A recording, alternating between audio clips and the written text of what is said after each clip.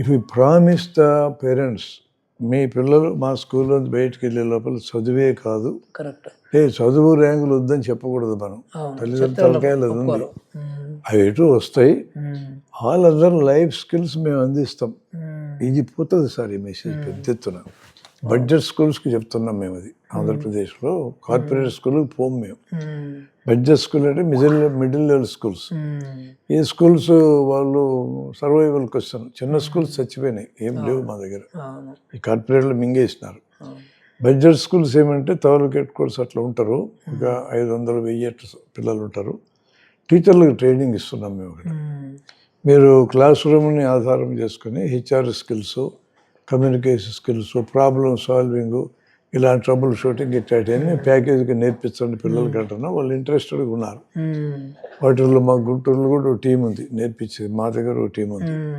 మేము ఏం డబ్బులకేమి చేయం, ఫ్రీగానే పోతుంటాం వేదిక కార్యక్రమాల భాగం కింద.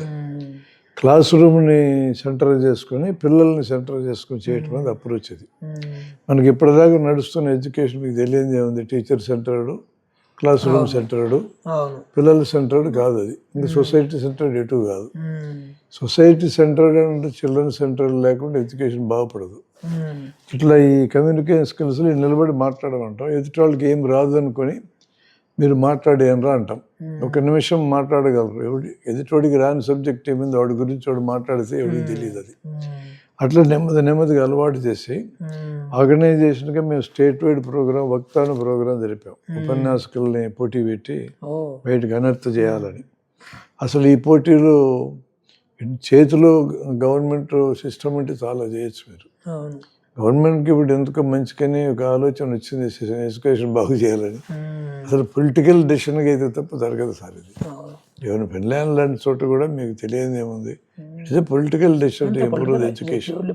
అటు కాకుండా బయట మేము ఎంతమంది ఎంత మాట్లాడినా ఎక్కదని. Somehow now it is going to the government. 2-3 ఏళ్ళు సమయం ఉంది. ఈ సమయం పునాది వేయటం సరిపోద్ది. మీ అనుభవాలు కొంచెం చెప్పండి. మీరు ఎట్లా ఇది ఆపరేషనలైజ్ అయింది మీకు? అంటే ఇదే ఇప్పుడు మనకి ప్రాబ్లం అంతా ఈ small schools, multi grading teaching, తర్వాత lack of facilities and this quality of education. Of course అంటే పేరెంట్స్ దే ఆర్ డిజోనింగ్ కదా, మొత్తం కూడా పక్క వెళ్ళిపోతున్నారు, ప్రైవేట్కి వెళ్ళిపోతున్నారు. ఎందుకంటే స్కూల్లో లాగా లేవు. ఏదో అట్లా బాగా పేదవాళ్ళకి ఇంకేదో ఒక మధ్యాహ్న భోజనం పెట్టి అక్కడ ఉండాలంటే ఉన్నారు అంతే. సో ఈ స్మాల్ స్కూల్ కాన్సెప్ట్ అనేది అయితే కిల్లింగ్ ది క్వాలిటీ. ఒక టీచరు 5 క్లాసులు చెప్పడము, 2 టీచర్లు 5 క్లాసులు చెప్పడము, ఒకటే క్లాస్ రూమ్లో అందరినీ కూర్చోబెట్టడము, సెక్యూరిటీ లేకపోవడము, బేసిక్ డిగ్నిటీకి సంబంధించిన ఫెసిలిటీస్ లేకపోవడము, మరుగుదొడ్లు, ఇవన్నీ. సో ఇవన్నీ మనం ఫెసిలిటీస్ ఇవ్వాలి అంటే ప్రతి క్లాస్కి ఒక తరగతి గది, ప్రతి క్లాస్కి ఒక టీచర్ ఉండాలంటే you should have bigger numbers. పెద్ద నెంబర్ ఉంటే పెట్టచ్చు. సో అందుకనే అదొకటి. రెండో అంశం ఏంటంటే ప్రీ ప్రైమరీ లేదు గవర్నమెంట్లో. ప్రైవేట్లో వాడు దూసుకెళ్ళిపోతున్నాడు pre primary. So pre primary లేకపోవడం మూలాన మన వాళ్ళు ఏమంటారంటే ప్రీ ప్రైమరీ అనగానే అంగన్వాడీ అంటారు. అంగన్వాడీని ఎవరు యాక్సెప్ట్ చేయరు. అది కూడా ఒక రూము, ఆ అమ్మాయికి పాప 100 పనులు ఉంటే అందులో ఒక పని ఇది. So she is not trained, she is not educated much, no infrastructure, no play equipment, playground ఏం లేదు కదా. సో ఫస్ట్ ప్రీ ప్రైమరీని స్కూల్లో అంశంగా చేయాలనేది, లైక్ ప్రైవేట్ స్కూల్స్ లానే ఏముంది. సో అందుకనే అది పెట్టడము. దాని తర్వాత ఈ ప్రతిసారి కూడా 5th కాగానే మళ్ళీ 6th పోవడము, మళ్ళీ డ్రాప్ అవుట్స్ అక్కడ. దెన్ 10th నుంచి 12th 11th పోవడము, డ్రాప్ అవుట్ అక్కడ. సో దిస్ కంటిన్యూటీ కూడా దెబ్బతింటుంది. తర్వాత మనకి స్పోర్ట్స్ ఫెసిలిటీసు, తర్వాత మంచి భోజనము పెట్టాలంటే కూడా పెద్ద నెంబర్ ఉండాలి. So that you can construct proper dining hall, proper kitchen, you can appoint more people, అన్నిటికీగా పెద్దానికి. ఇప్పుడు మీరు చిన్న స్కూల్ ఉంటే ఆ చిన్న స్కూల్లో మీరు ఏం చెప్తారు ఎక్స్ట్రా కరికులర్ యాక్టివిటీ? సో ఒక డ్యాన్స్ చెప్పలేరు, ఒక మ్యూజిక్ చెప్పలేరు, ఒక స్పోర్ట్స్ ఇవ్వలేరు, ఇవన్నీ ఉన్నాయి కదా. అందుకనే మేము just we have advocated that school should be big enough. Then అన్నీ పెట్టుకోవచ్చు మనం. దెన్ కాస్ట్ కూడా కట్టింగ్ అయింది. ఇప్పుడున్న కాస్ట్ కంటే మాకు ఇప్పుడు ఈ క్యాల్కులేషన్ చేస్తే ఇట్స్ కమింగ్ టు 50%. ఇప్పుడు as on today government spending 1 lakh. ఇప్పుడు ఇవి ఇదంతా కూడా 50,000 అయిపోతుంది, 50,000 అయిపోతుంది. ఇన్ని ఫెసిలిటీస్ ఇచ్చిన తర్వాత కూడా, ఈవెన్ బ్రేక్ఫాస్ట్, లంచ్ ఇవన్నీ ఇచ్చిన తర్వాత కూడా మనకి 50,000 అయిపోతుంది expenditure. Okay. So that's how corporates are running. Actual కూడా వాడు కూడా 50,000కే అయిపోతుంది మొత్తం, కానీ వాడు is just 1 lakh, 1.5 lakh, 2 lakhs ఇంకా వసూలు చేస్తున్నాడు. సో అందుకనే పెద్ద ప్రజలకి కార్పొరేట్ల మీద పాజిటివ్ అభిప్రాయం లేకుండా ఇటువైపు మొగ్గాలంటే కూడా విషయాలు సో ద క్వాలిటీ మనం ఇప్పుడు లార్జ్ స్కేల్లో చూపించగలం, స్మాల్ స్కేల్లో చూపించలేరు. ఎక్స్ట్రా ఖర్చులు ఎక్కువైతాయి. ఇప్పుడు 10 మందికి ఆపరేషన్ చేసిన అదే ఎస్టాబ్లిష్మెంట్ 100 మందికి చేసిన అదే అవుతుంది. హాస్పిటల్స్ మాకు కనపడుతుంది కదా. ఇందులో ఇంకొక ప్రాబ్లం ఉంది. మీరు తక్కువ మంది ఉంటే ఏమవుతుందంటే, ఒక క్లాసులో ఫస్ట్ థింగ్ 5 క్లాసులకు 5 టీచర్లు ఉండాలి, హెడ్ మాస్టర్ ఉండాలి, 6 ఉండాలి. ఒకవేళ పెట్టింది అనుకుందాం, పెడితే కూడా మీకు క్లాస్కి 2-3 పిల్లలు వస్తుంది. అవును. So that cannot be kind of good environment for learning or teaching. Viable కాదు అది. సో దట్ ఇస్ అందర్ ప్రాబ్లం. అందుకనే కంపల్సరీ మీరు పెద్ద స్కూల్ పోవాల్సిందే. సో వేరు మీకు క్లాస్కి 30 మందా, 20 మందా, 40 మందా ఉంటే తప్ప అది వర్కౌట్ కాదు. మార్నింగ్ బ్రేక్ఫాస్ట్ కూడా అరేంజ్ చేస్తున్నారా? అబౌట్ అంటే సీఎం గారు వచ్చి అక్కడ లాంచ్ చేస్తున్నాడు బ్రేక్ఫాస్ట్. ఇంకా అందరికి ఇక్కడ నుంచే లాంచ్ అవుతుంది. అంటే ఇంటి దగ్గర చిన్నకండి వస్తారు పిల్లలు, మరీ పేద పిల్లలు అయితే ఇక్కడ కానీ ఏదైనా పెడితే హ్యాపీగా ఉంటారు, ఆరోగ్యం కూడా బాగుంటుంది. తర్వాత మధ్యాహ్నం భోజనం ఎటు ఉంటుంది, ఈవినింగ్ కూడా ఏదో స్నాక్స్ ఇస్తున్నారు. మన పిల్లలకు కూడా అరటి పళ్ళ పెట్టి ఇస్తూ ఉన్నారు. అంటే రాత్రిపూట ఒకటి భోజనం ఇంటి దగ్గర తినేసి పేరెంట్స్ తోని తిరిగి మన దగ్గరికి వచ్చేటట్టుగా. చాలా ఏళ్ళ క్రితం మేము ఇప్పుడు శైలజనాథ్ మంత్రికి ఉన్నప్పుడే ప్రపోజ్ చేస్తున్నాం మేము ఇద్దరం కూర్చొని, ఇలా పని చేయండి అని ఆశ్రమం అయితే లేదంటే ఏమో అప్పుడు మనసుకు ఎక్కలేదు. నాకు మొన్న శైలజనాథ్ ఫోన్ చేసి నేను చూశాను మీరు అంతా కూడా నేను చదివాను, చాలా బాగుంది, బ్రహ్మాండంగా ఉందని చెప్పాడు. కానీ పడినీయరు మన టీచర్లు. సో అది ఒకటి ఉందిలేండి. దాన్ని ఎట్లా మీరు కవర్ చేయాలనుకున్నారు? టీచర్లే మెయిన్ రెసిస్టెన్స్ అవుతుంది. అంటే నాకు నా అనుభవం ఏంటంటే, టీచర్లు కావచ్చు, ఎంప్లాయీస్ కావచ్చు, జనరల్గా గవర్నమెంట్ డెసిషన్ తీసుకుంటే చచ్చుకుంటూ ఇంప్లిమెంట్ చేస్తారు. సో మనము వాళ్ళని ఏమి ప్రమోషన్ ఆపొద్దు, జీతాలు ఆపొద్దు, వాళ్ళ యొక్క డిస్కంఫర్ట్ పెంచొద్దు, అంతే. ఉన్న comfort same school hours 9 to 4 fine, no problem. We don't ask you to come early or leave late చెప్పము. సో శాలరీస్ తగ్గించాము. సో అప్పుడు మనకి ప్రాబ్లం ఉండకూడదు. ఇంకా అటెండెన్స్ వరకు మీరు ఇటు ఏళ్ళు ముద్ర ముఖం పెట్టినట్టుగా వస్తారు. మాకు కనపడుతున్న అనుభవం ఏంటంటే ఒక 10-20% టీచర్స్ ఆల్మోస్ట్ ఇన్ఎమినబుల్, అసలు మాట వినరు. ముఖ్యంగా సంస్థలు, సంఘాల యొక్క నాయకులు అయితే అసలు మాట అట్టుంది. ఒకటి వాళ్ళే కాదు, వాళ్ళు తక్కువ మంది, బట్ ఒక సిగ్నిఫికెంట్ నంబర్ ఆఫ్ టీచర్స్ వాళ్ళ యొక్క మైండ్ సెట్ వేరు మొత్తం కూడా. టోటల్ ఏదో చేస్తున్నామంటే చేస్తున్నారు. కంఫర్టబుల్ జీతము లైఫ్ వచ్చినాక ఇంకా కొంత పెంచుకునేది ఎట్లా, మిగిలిన గంటలు ఏమి దొరికిన వాటి మీద పోతున్నారు. ఎగ్జాక్ట్లీ. కానీ ఒక 10-20% టీచర్స్ పిల్లల చదువు అంటే ప్రేమ ఉంటున్నారు. మేము బయట నుంచి చేసేవాళ్ళం కాబట్టి మాకు గవర్నమెంట్ కొంటే లేవరేజ్ ఉండదు. ఈ 10-20 టీచర్స్ మీద కాన్సన్ట్రేట్ చేస్తున్నాం ఫస్ట్. వీళ్ళు ఒక ట్రెండ్ సెట్ చేస్తే ఈ ట్రెండ్ని ఈ మధ్యలో ఉన్న వాళ్ళు ఫాలో కాక తప్పదు. అది క్రియేట్ చేద్దామని మేము బయట నుంచి చేస్తాం. అంటే అది ఫాలో కావాలంటే గవర్నమెంట్ కూడా మానిటరింగ్ సిస్టమ్ పెట్టాలి. మానిటరింగ్ మెకానిజం పెట్టకపోతే మెకానిజం లేక నడవదు. ఇప్పుడు మాకు ఎంఈఓలతో ఉన్న అనుభవం కూడా ఏంటంటే, ఎంఈఓ టీచర్ కంటే 10 నిమిషాలు ముందే పోయి కూర్చుంటాడు. ఏమండు టీచర్లని ముందే వచ్చి కూర్చుంటే వాడికి రావడం అలవాటు అవుతుంది, వచ్చి కూర్చోవడం. కరెక్టే. కానీ బట్ ఎంఈఓలు ఎంతమంది, మళ్ళీ వాళ్ళు ఎంతమంది ఉంటారు మంచోళ్ళు? అదే కదా, అదే 20% మంచోళ్ళ సంగతి. అది 20% చోట్ల అదే సమస్య. దాని బదులు టెక్నాలజీ వాడుకోవాలి. రెండోది ఏమంటే, ఢిల్లీలో అరవింద్ కేజ్రీవాల్ చేసిన ప్రయోగం చూడడానికి వెళ్ళాం మేము. స్కూల్స్, హాస్పిటల్స్ రెండు. అది మంచి ప్రయోగమే అతను చేసింది. దాని క్వాలిటీ ఫేస్ లిఫ్ట్ ఇచ్చినాడు, బయట ట్రైనింగ్ ఇప్పించినాడు. ఇక్కడ మన టీచర్లకు ఏమైనా ఈ ట్రైనింగ్ ఆస్పెక్టు, ముఖ్యంగా మోటివేషనల్ ఆస్పెక్ట్, దానికి ఏదైనా ప్లాన్ చేస్తున్నారా? అపార్ట్ ఫ్రమ్ సబ్జెక్ట్ డెలివరీ కాదు అంటే నాకు దాని మీద నాకు నమ్మకం లేదు. సో టీచర్లకు ట్రైనింగ్లు రిసీవ్ చేసుకునే కెపాసిటీ కూడా లేదు, ఆ మైండ్ సెట్ కూడా లేదు. అది ఎప్పుడు వస్తుందంటే, అసలు ఫస్ట్ మనము మానిటరింగ్ మెకానిజం పెట్టి ఈ అవుట్కమ్స్ని మనం మెజర్మెంట్ చేసి, అసెస్మెంట్ చేసి, సో మీరు ఎక్కడ ఉన్నారు అని చెప్పిన తర్వాత మాత్రమే వాళ్ళు ట్రైనింగ్ రిసీవ్ చేసుకుంటారు. ఈ సిస్టమ్స్ పెట్టకుండా మీరు ఎన్ని ట్రైనింగ్ ఇచ్చినా కానీ వాడు తీసుకోరు ట్రైనింగ్. అంటే వెన్ ఈజ్ మేడ్ అకౌంటబుల్ అప్పుడు అమ్మో నేను ఇంప్రూవ్ చేసుకోవాలి, నాకు సంథింగ్ గోయింగ్ రాంగ్, వాడు నాకంటే ముందు వెళ్తున్నాడు, వీడి నాకంటే ముందు వెళ్తున్నాడు, నన్ను పట్టుకుంటున్నారు వీళ్ళు, నన్ను షేమ్ చేస్తున్నారు అనేది రాకపోతే వాడు he will not receive anything. అది ఇంకా క్లిప్ ప్రోగ్రామ్ జరిగినప్పుడు చంద్రబాబు గారు ఉన్నప్పుడు చిన్న ప్రయత్నం జరిగింది. పిల్లలకి స్పెల్లింగ్లు రాయడం తెలుగు కానీ ఇంగ్లీష్ కానీ రావడం లేదు, అది అవమానకరంగా భావించి కొన్నాళ్ళు పనిచేశారు. క్లాప్ ప్రోగ్రాంకి వెళ్ళినప్పుడు ప్రాబ్లం ఏమొచ్చిందంటే మా అబ్జర్వేషన్, క్లిప్పుల దగ్గరకు 50% రాగలిగారు, మిగతా 50 కవర్ కాలే. ఎటనే క్లాప్ అయినాక ఇది ఎత్తిపోయింది. ఇది కంటిన్యూ అయితే ఇది కంటిన్యూ చేస్తే ఎట్టుండేదో. టీచర్లకు ఆ రకమైన రోషం వచ్చింది ఆ టైంలో. మేము దాదాపు 30 ఏళ్ళ క్రితం కనిగిరిలో ట్రయల్ వేసినాం, మేమిద్దరం ఉన్నాం. 103 మా టీచర్సే, మా జేవీవి టీచర్స్కే పరీక్ష పెడితే 10 పదాలు ఇంగ్లీష్, 10 తెలుగు, అన్ని కరెక్ట్ రాసిన వాళ్ళు 3 టీచర్ కూడా. టీచర్లే నేను చెప్పేది, పిల్లలు కాదు. నాకు ఇక్కడ మేము 6వ తరగతి పిల్లల్ని చూసాం, ఇంగ్లీష్ గడగడ చదివేస్తున్నారు. అంటే అందరినీ ర్యాండమ్గా పట్టుకున్నాం పిల్లల్ని. ఇందాకనా 1-2 పిల్లలు తప్ప, బాగా వెనకబడ్డారు కొద్దిమంది తప్ప. అంటే కొంచెం లాస్ట్ 2 months మేము కొంచెం డ్రైవ్ చేసాం.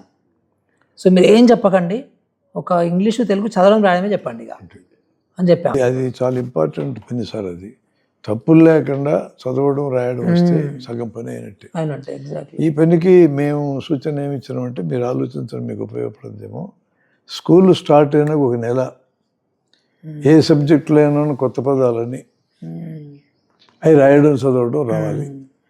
అసలు బేసిక్ లెవెల్ ఎవడు కూడా తప్పులు రాయడం చదవడం ఉండకూడదు. ఇదైనా సిలబస్ చెప్పుకో అనే ప్రయత్నం గవర్నమెంట్ కొనుక్కుంటే అవుతుంది సార్. అయితే మంచిగా అయింది. అదే మానిటరింగ్. ఇక మేము టెస్ట్ చేస్తే మీ పిల్లలకి పరీక్ష పెడతాం, 10 పదాలు రాయిస్తాం, ఎటు రాస్తారో చూస్తాం.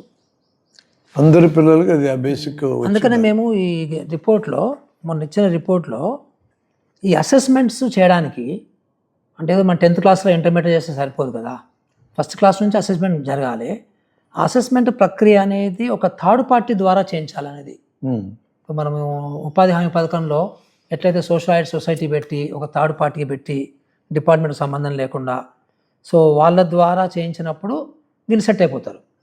సో ఆ లోటుపాట్లు అవన్నీ కూడా చూపిస్తారనమాట వాళ్ళు. అట్లా ఈ థర్డ్ పార్టీ ఒక తెలంగాణ ఎడ్యుకేషన్ స్టాండర్డ్స్ అథారిటీ అని ఒకటి సజెస్ట్ చేశాం ఇప్పుడు. సో అది వస్తే అప్పుడు వాళ్ళ ఆధ్వర్యంలో ఈ అసెస్మెంట్ జరగాలి. ఒకటి భాషా నైపుణ్యాలు, ఒకటి రెండవది నేను చెప్పినట్టు కమ్యూనికేషన్ స్కిల్స్ రావడానికి ఇక్కడ వచ్చి మాట్లాడాలి ఒకటి, మూడవది మ్యాచింగ్ ఒకటి ఆలోచిస్తున్నాం. షార్ప్ పిల్లలు వెనకబడ్డ పిల్లలకు మ్యాచ్ చేసేది, కులము మొత్తం అవతల పెట్టి ఆ బిడ్డ అభివృద్ధి చేసే పని ఇది. రెస్పాన్సిబిలిటీ ఫిక్స్ చేస్తే పిల్లలే ముందుకు వస్తారు. అది మాకు మెడికల్ కాలంలో బాగా ఉపయోగపడ్డది. ముందుకు 20 మంది పిల్లలకి నాట్స్ ఇట్లా టెక్నిక్స్ నేర్పించి 2 గంటల తర్వాత మీరే మిగతా అందరికీ నేర్పాలి. Just 2 hours ago you are my student, after 2 hours you are the teacher to your colleagues. చాలా కిక్ అనేది బ్రహ్మాండమైన సక్సెస్. ఇప్పటికీ 40-50 మెడికల్ కాలేజ్ తిరిగా, అన్ని మెడికల్ కాలేజ్ నారాయణ నుంచి వచ్చినవి. నారాయణ పనికి మనల్ని అంటాం కదా, మన పిల్లల్లో జడగొట్టలేకపోయారు. చెప్పేటట్టు చెప్తే బ్రహ్మాండంగా రిసీవ్ చేసుకుంటారు. మధ్యాహ్నం భోజనం టైంలో భోజనానికి టైం అయింది, నాట్స్ ఆపేసి మళ్ళీ ప్రాక్టీస్ చేయండి, ఇది నేర్చుకొని వస్తామంటారు. ఈ మధ్య ఆశ్రమ కాలేజ్ 3 నెలల క్రితం చేశాను. 8 to 10 30 మందికి నేర్పా. 10 to 12 2 గంటల్లో 150 మందికి నేర్పాలి వాళ్ళు. దాన్ని రికార్డ్ చేశాను నేను. వీళ్ళు చాలా ఎంతూజియాస్టిక్గా నేర్పుతారు, వాళ్ళు అట్టే నేర్చుకుంటారు. కొన్ని స్కిల్స్ అట్ట నేర్పిస్తే తప్ప రావు, గ్రూపులో నేర్పించడం కుదరదు, నాట్ చేయడం. కానీ మేము టీచర్స్గా మారుతున్నాం కొద్ది గంటల్లో అనేది పెద్ద కిక్ ఇచ్చే అంశం. ఇక్కడ పిల్లలకి ఏంటంటే మన స్కూల్లో నేను అనుకోవడం, ఈ వెనకబడ్డ బిడ్డ వీడిని నీ ఫ్రెండ్, వీడికి వచ్చేటట్టు చేసేది నీ పని. ఇది నేను మెడికల్గా చేరినప్పుడే గమనించా. 6 ఏళ్ళు నేను చదువు చెప్పా, 68 to 74 స్టూడెంట్గా. అంటే నేను ఫస్ట్ ఇయర్ కాగానే నెక్స్ట్ ఇయర్ చెప్తా ఉండేవాడిని. టెక్స్ట్ బుక్లు లేకుండా పాస్ అయినా ఫస్ట్ క్లాస్లో. నేను గుర్తుపెట్టుకునే పని ఏమైంది, చెప్తా ఉంటే గుర్తుంటుంది. మనకి చదివితే 10% గుర్తుంటుంది, రాస్తే 30%, చెప్తే 90%. ఈ క్రమం కూడా మనం చేయొచ్చు. ఇట్లాంటి కొన్ని క్వాలిటీ యాక్టివిటీస్ ఖచ్చితంగా మీ ఆధ్వర్యంలో జరగవచ్చు, సాధ్యమవుతుంది అనుకుంటున్నాను నేను. కరెక్టే. మంచి ఎఫర్ట్ స్టార్ట్ చేశారు. మంచి చోటు ఉన్నారు ఇప్పుడు. కానీ బట్ వీళ్ళు అంటే గవర్నమెంట్ యొక్క సీరియస్నెస్ ఉండాలి ఇంపార్టెంట్. అది ఎట్టి పరిస్థితుల్లో పొలిటికల్ డెసిషన్ ఉండాల్సి అదే అది లేకుండా జరగదు. సంభవం ఇక్కడ గవర్నమెంట్ ఆ నిర్ణయంలోకి రావడానికి కూడా మీరు ఇచ్చిన బ్రీఫ్ కూడా ఇంపార్టెంట్గా. అది ఒప్పుకుండే ప్లాన్ ఆరుట్ల మూడు ఇప్పుడు నా ఆయన అన్ని చోట్ల కూడా అదే మాట్లాడుతున్నాడు. ఎక్కడ పోయినా ఆరుట్ల లాగా చేయాలి, ఆరుట్ల లాగా చేయాలి అంటున్నాడు. సో దానికి సంబంధించి ఇప్పుడు ఒక 100 స్కూల్ ఇమ్మీడియట్గా మొదలు పెడదాం అంటున్నాడు. సో అది ఇంప్రెస్ అయ్యండి ఆయన. He has agreed for that. మేము అన్ని చోట్ల ముందు లెటర్లు చూడడానికి వెళ్ళాం. లెటర్లు బాగుంటే స్కూల్ బాగున్నట్టు మా కన్సెప్ట్ అది. కరెక్ట్ 100%. మామూలు అదే చెప్తున్నా. రేపు సీఎం వస్తే ఇంకొక అంశం కూడా మేము అబ్జర్వ్ చేసింది ఏమంటే అసలు పిల్లలకి మన స్కూల్లోనే టోటల్ సివిక్ సెన్స్ నేర్పి బయటికి పంపాలి. కరెక్ట్. పార్ట్ ఆఫ్ వచ్చేస్తుంది చిన్నపిల్లలకి. మాకు దీంట్లో మీరు కొంచెం హెల్ప్ చేయాలి. ఇది నాకు చాలా మంది ఎన్జిఓస్తోని నేను మాట్లాడుతున్నప్పుడు నాకు ఇది దొరకలేదు. దిస్ వాల్యూ సిస్టమ్ ఎట్లా బిల్డ్ చేయాలి, ఎలాంటి వాల్యూస్ బిల్డ్ చేయాలి, దానికి సంబంధించిన కరికులం ఏంటి, ఇది ఎక్కువ నాకు దొరకడం లేదు. సో అది మేబీ మనం అంటే ఇండివిజువల్గా ఒకరిద్దరం చెప్పడం కాదు, బట్ ఒక కరికులము దానికి ఒక లైక్ రెగ్యులర్ కరికులం లాగానే ఇది కూడా ఉంటే బాగుంటుంది అనిపించింది. బట్ అది లేదు, ఎక్కడ మా ఇండియాలో లేదు. స్టోరీస్ చెప్పాలి. ఎగ్జాక్ట్లీ. సో ఆ స్టోరీస్ ఎక్కడ ఉన్నాయి. ఇంకా నీతుల్లాగా చెప్పకూడదు, నీతులు స్టోరీలు. మనలంతా నీతులు చెప్తారు, సుమతి శాఖములు అవన్నీ చెప్తుంటారు. మామూలు అదే వాల్యూస్ అంటారు. అది వాల్యూస్ కాదు కదా, అందులో మళ్ళీ 10 రూపాయలు ఇతరులకు చెప్పడానికి పాఠం చెప్పుకుంటారు తప్ప కథలోనే వచ్చేసేయాలి వాల్యూస్. అది బాగా వెస్టర్న్ వాళ్ళు బాగా దాన్ని బాగా ఇంప్లిమెంట్ చేస్తున్నారు. కష్టమే. సో కానీ మన దగ్గర చేయలేకపోతున్నారు, మన దగ్గర రాలే అంటే that sharing, caring, consent to others. Unless we make them part of that. అది ఎక్కడ బాగా వచ్చింది కదా. మనము డైరెక్ట్ లెక్చర్ ఇచ్చిన దగ్గర ఉండకూడదు, వాళ్ళు పార్ట్ ఆఫ్ దట్ చేసి వచ్చేస్తారు. ఇప్పుడు మేము తయారు చేసిన కథలు కూడా 300 చేసినాం. అది ఆ బుక్ 300 పేజ్ బుక్ని ఇమ్మీడియట్గా పంపిస్తే చూడండి. వాటిలో కథల్లో కూడా డిస్కషన్ కోసం వదిలేం. ఇంకేం రాయం, మేము ఇట్లా డిస్కస్ చేయని చెప్పాం. కథ మీకు ఇస్తున్నాం, దేని నుండి పిల్లల ముందు పెట్టు, నువ్వు సగం చెప్పి ఆపు, వాళ్ళని మాట్లాడి వాళ్ళు ఏమి రియాక్ట్ అవుతారు అంటే ఒక్కొక్క టీచర్ ఒక్కొక్క రకంగా దాన్ని వాడుకోవచ్చు. బేసిక్ కన్సెప్ట్ ఉంటుంది కాబట్టి అట్లా ఇతరులకు సహాయం. వాల్యూస్ మీద ఎక్కువ వస్తాయి, కొన్ని టెక్నిక్స్ మీద, కొన్ని చిన్న చిన్న యాక్టివిటీస్.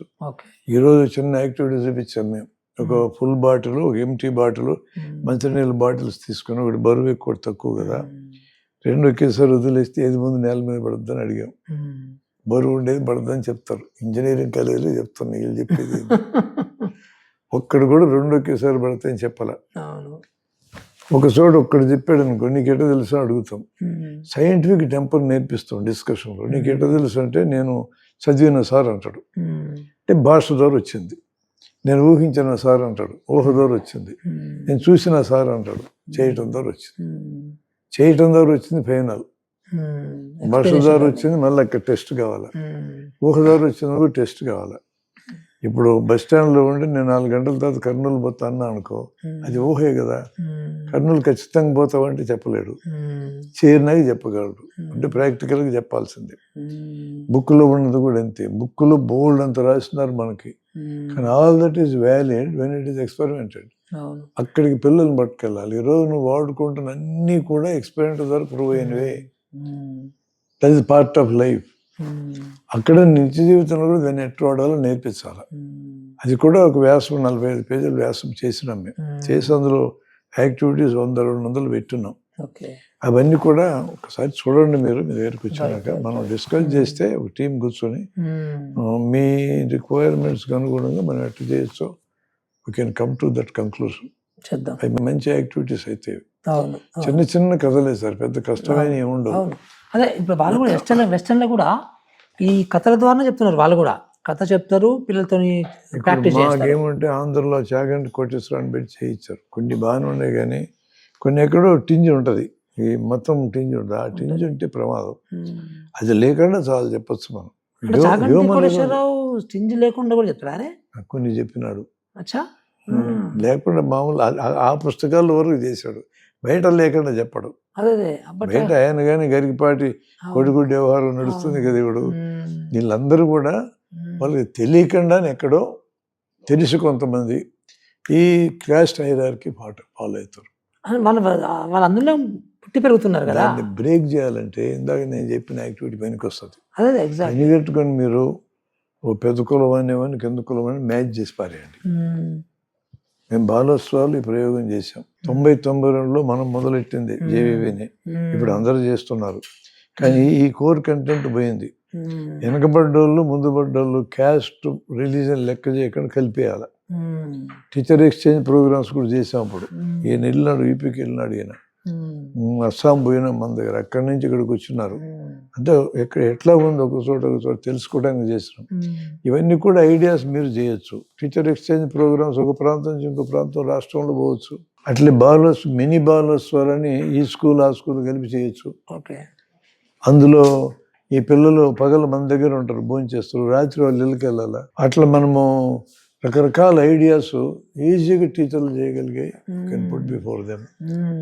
చిన్న చిన్న ఎగ్జాంపుల్స్ కథలాగా ఏమంటే, పిల్లవాడిని పిలుస్తారు టీచరు, సూర్యుడు బొమ్మేరా అంటే చుక్క పెడతాడు, మెచ్చుకుంటాడు సార్ అంటే చూస్తున్నాడు. ఆ టీచరు మంచివాడు కాదనుకో, కొడుక చుక్క పెట్టి సూర్యుడు అంటారా అని తిడతాడు. ఇంక వాడు జన్మకు బొమ్మ లేడు. ఇంకో టీచర్ పాజిటివ్ అయితే అతను రుద్ది బింబంలాగా చేసి చుట్టూ రేస్ గీసి దానిపైన ఫ్రేమ్ కట్టి కింద పిల్లోడి పేరు రాస్తాడు. ఇదంతా ఆడేసినట్టే, పిల్లోడు వేసినట్టే పిక్చర్ ఇస్తాడు. ఆ ఎంకరేజ్మెంట్ బాపు జీవితంలో చెప్పుకున్నాడు. అది బాపుకి రెఫరెన్స్ ఇస్తాం. ఆయన అంత గొప్ప చిత్రకారుడు కావడానికి ఆ టీచరే కారణం. అట్లా ఏమంటే టీచర్ల యొక్క యాటిట్యూడ్ చాలా దారుణంగా ఉంది. మేము అనుకున్నాం సార్, మీరు చెప్పిన ఒక భాగం కరెక్టే. సిస్టమ్స్ ప్రాపర్గా తయారై మానిటరింగ్ ప్రాసెస్ తయారైతే దారికి వస్తారు ఎక్కువ మంది. అనేది యావరేజ్ వాళ్ళు దారికి వస్తారు కరెక్టే. కానీ దాంతోపాటు ఒకటి ఏం చేయాలంటే, ఎక్కడ లేదు ఆ సిస్టమ్ ఏంటంటే, ఏ టీచర్ అయితే పిల్లల మీద ప్రేమ ఉంటుందో వాళ్ళకి ఎంకరేజ్మెంట్ లేదు. వాళ్ళకి ఎంకరేజ్మెంట్ మీరు ఇచ్చినా కానీ వీళ్ళు ఏం మారారు. ఏమవుతుందంటే ఇక్కడ వీళ్ళ మీద ఎట్లా ప్రభావం పడుతుంది అంటే, వీళ్ళ చుట్టూ పిల్లలు చేరుతారు. ఈ టీచర్లు మనం పట్టుకొని వాళ్ళతో మేము పట్టుకునేది ఏంటంటే, అప్పట్లో మేము పెట్టినప్పుడు రెగ్యులర్గా బడికి వెళ్ళాలని పెట్టాం. పిల్లలంటే ప్రేమ ఉండాలా, మొండితనం ఉండాలని కండిషన్ పెట్టినాం. మొండితనం ఉండాలని అంటే టీచర్లు ఎగతాళి చేస్తారు, ఈయన పని చేయనీరు. మిగతా టీచర్లు ఈయన పని చేయనీరు. నువ్వు ఒక్కడే మునగాడివా అంటారు, నువ్వు కొత్త కొత్త పద్ధతులు పెడతావా, మా అందరికి సమస్య తెస్తా తిడతారు. నేను చేసేదే మీ సాగు మీరు చావండి అని మొండు ఉండాల. వాళ్ళు దొరుకుతారు మనకి. వీళ్ళగా నెట్టామనుకో వీళ్ళ చుట్టూ పిల్లలు చేరతారు, వీళ్ళ చుట్టూ పిల్లలు పోగవుతారు. వీళ్ళని చూసినాక ఏమంటే యావరేజ్ మధ్యలో ఉన్న వాళ్ళకి మాకు పేరు రావట్లా, వీళ్ళకి వస్తుంది పేరు ఎక్కడో చోట. పేరు కాదు కదా కావాల్సిన, డబ్బు కావాలి. అక్కడ బిజినెస్ చేస్తూ ఉంటాడు. ఆ మార్జిన్లో ముగ్గుతారు, అందరు ముగ్గురు. వీళ్ళు ఒకటి క్రియేట్ అయినాక నెక్స్ట్ ఇది సొసైటీ కమ్యూనికేట్ కావాలి, సొసైటీ కనెక్ట్ కావాలి.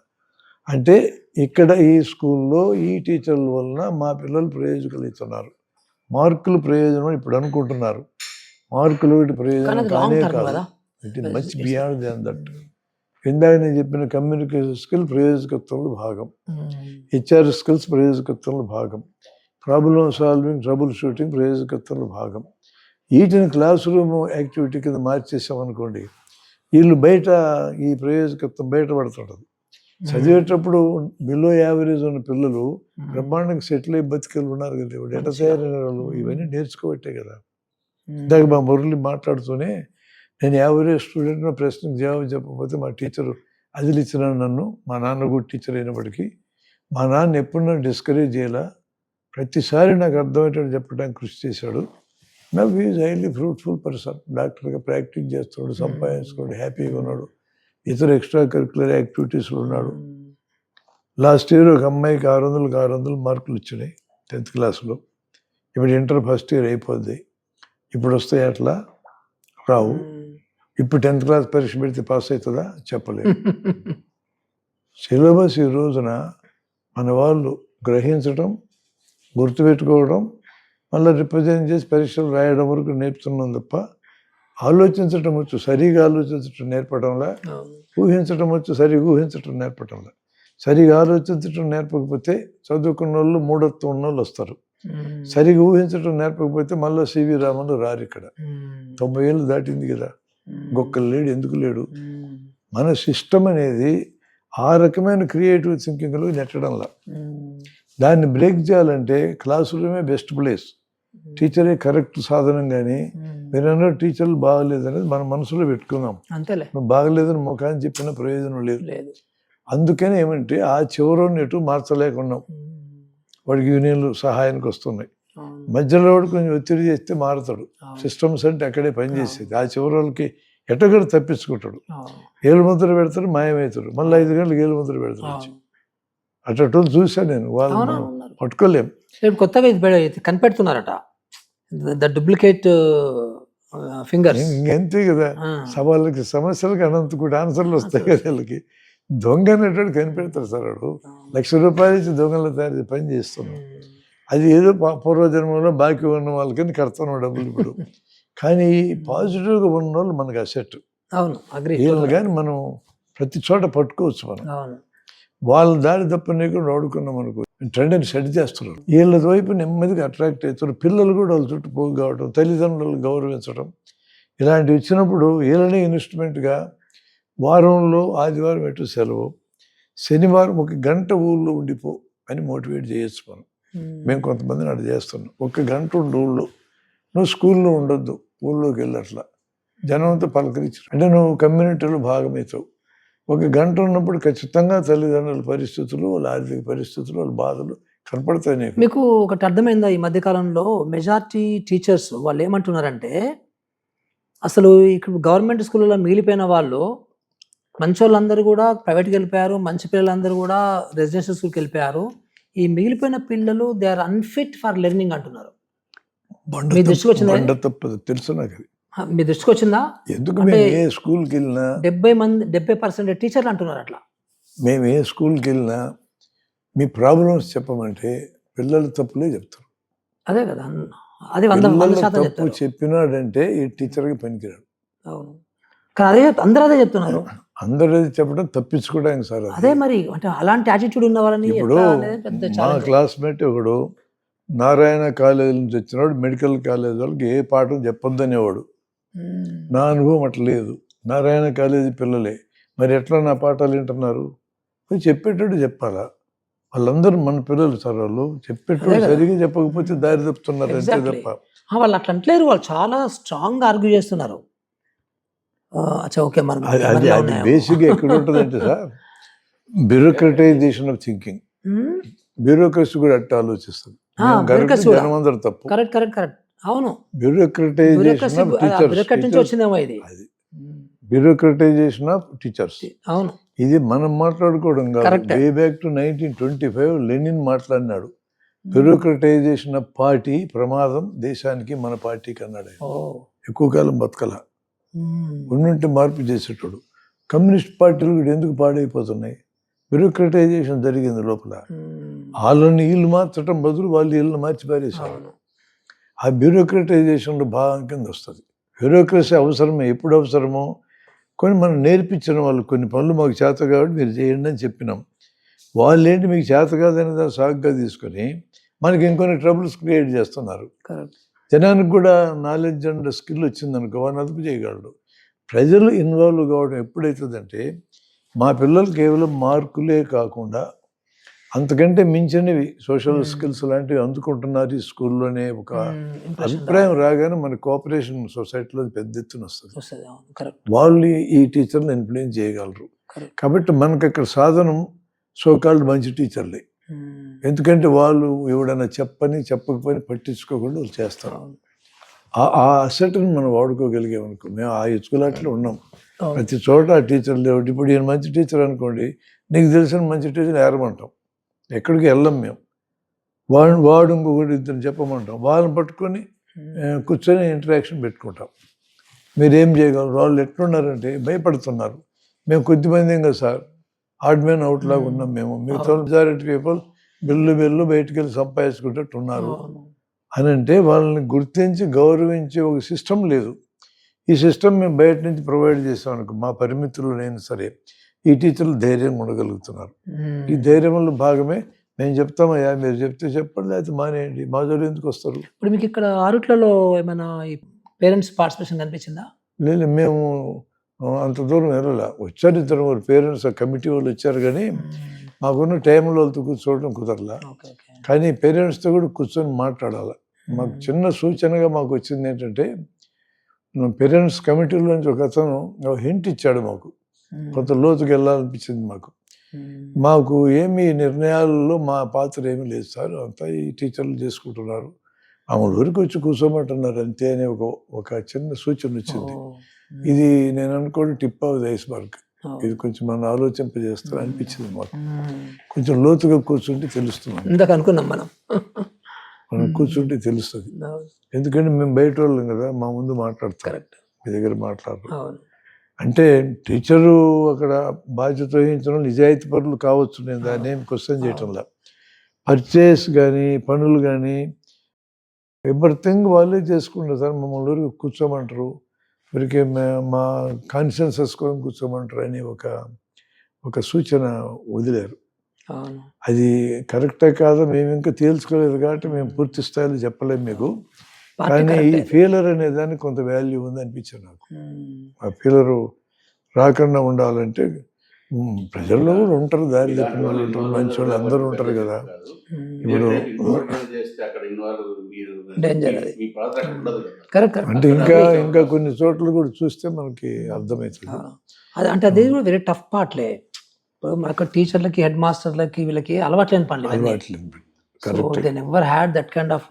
నేను టీచర్తో మన గిరిజనులతో మాట్లాడినప్పుడు, సార్ ఇది గవర్నమెంట్కి ఉండాలా, ఇది మొత్తం ఆపరేషన్లు చేసే టీంకి ఉండాలా, ఇక్కడ ఎండ్ పాయింట్లు దొరికేవాడు కూడా సరైనడు దొరకకపోతే అమలు జరగదా అని అడుగుతాను.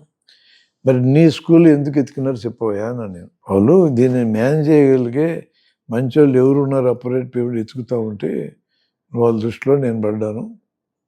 నేను కూడా పని చేసిన సార్, యూనియన్లో పని చేసినా కూడా ఇట్లాంటి దృష్టితో ఉన్నా నేను తన గురించి చెప్పాను. అతను సిన్సియర్గా ఉన్నాడు అనిపించే మాకు.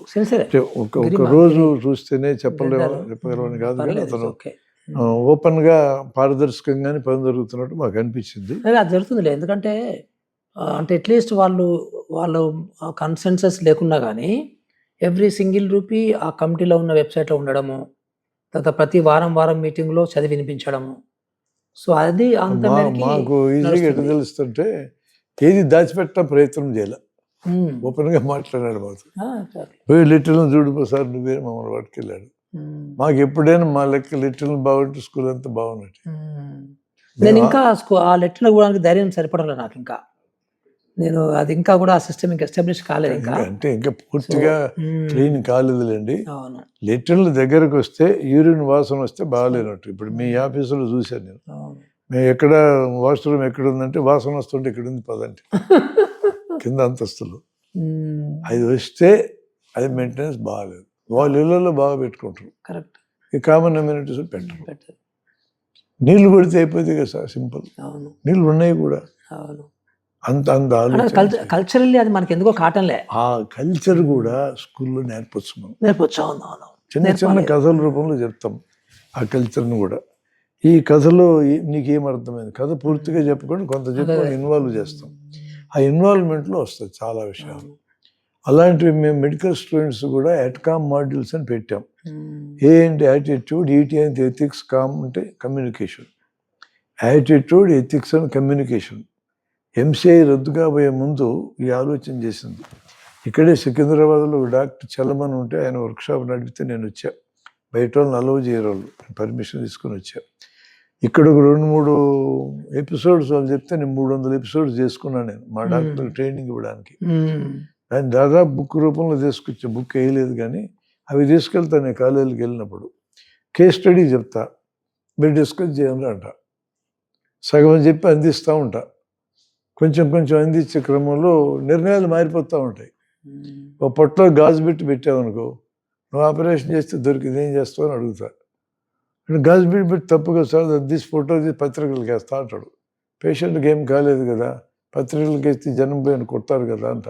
అట్లయితే పెట్టంలేదు సార్ అంటాడు. మరి పేషెంట్కి నష్టం జరిగితే అప్పుడు ఏం చేస్తూ ఉంటాడు. మళ్ళీ మారుతుంది నిర్ణయం. నిర్ణయం అటు ఇటు మారుతూ ఉండదు మనం డీల్ చేసే దాంట్లోనే. అట్లాంటి టెక్నిక్స్ టీచర్లకు లేవని కాదు, టీచర్లు బిఎడ్ ఎంఎడ్ డైట్ కాలేజీలు చదివినప్పుడు ఉన్న చురుకుదనం ఉద్యోగం రాగానే పోతుంది. చాలా ప్రమాదకరమైన ట్రెండ్ ఇది. మీకైతే బయట దేశాల్లో స్కాండినేవియన్ కంట్రీస్లో ఈ ట్రెండ్ లేదు. వాళ్ళు ఖచ్చితంగా నిరంతరం టెస్ట్ చేస్తారు. అంటే వాళ్ళ culturally they are empathetic. Empathy లేదు, దీనికి వెనక క్యాస్ట్ సిస్టమ్ కూడా పనిచేస్తుంది సార్. ఎంత మన కల్చర్ అంటే అదే కదా, అక్కడి నుంచి వచ్చింది కదా, ఇవన్నీ పట్టించుకునే పని లేదు, అక్కడి నుంచి మొదలవుతుంది. ఇప్పుడు ఈ మధ్య డాక్టర్లకు కూడా 5 ఏళ్ళకి ఒకసారి మన చేతిలో లేదు, అది మనం ఏం చేయలేకపోతున్నాం. అది 1990s స్టార్ట్ అయింది సార్, గ్లోబలైజేషన్తో స్టార్ట్ అయింది. ఎవడెట్లా పోతే నాకెందుకని. అవును, కానీ ఇప్పుడు కొత్త జనరేషన్ అంత ఈజీగా చూడటం లేదండి. ఈ జెన్జీ అనేది నేను బాగుపడాలని కోరుకుంటుంది, అదే సమయంలో ఇతరులు కూడా బాగుపడాలా. మనకేంది వాళ్ళు బాగుపడితే. ఈ ట్రెండ్లు మనం వాడుకోవాలి, ఈ ట్రెండ్లు మనం వాడుకోవచ్చు, అసాధ్యమే కాదు. క్రిటికల్ థింకింగ్ అనేది పెట్టవచ్చు. ఇప్పుడు రైట్ నౌ డీలిమిటేషన్ నడుస్తుంది కదా, దీని మీద చర్చ పెట్టాం మేము. డీలిమిటేషన్ ఉత్తరాదికి ఎక్కువ సీట్లు వస్తాయి, దక్షిణాదికి తక్కువ వస్తాయి. వీళ్ళు బాధ్యతగా జనాభాను తగ్గిస్తే శిక్షణ, బాధ్యత లేకుండా పెంచినందుకు వరమా, ఇట్లా పెడతాం చర్చ. ఇక్కడ మా దగ్గర ఏమన్నారు, 3 గణమని చెప్పి ఒక రాజకీయ నాయకుడు చెప్పాడు 25,000 ఎక్స్ట్రా ఇస్తామని. ఇప్పుడు ఏం ఆలోచిస్తుంది యూత్, పిల్లల్ని కనాలంటే 2 కోట్లు సంపాదిస్తే కనాలనుకుంటున్నారు. Dual income no children DINK. అది నువ్వు 2 కోట్లు ఎట్టగంటారు ఇంకో బిడ్డని, 25,000 ఎట్టగంటారు. చర్చ అట్లా.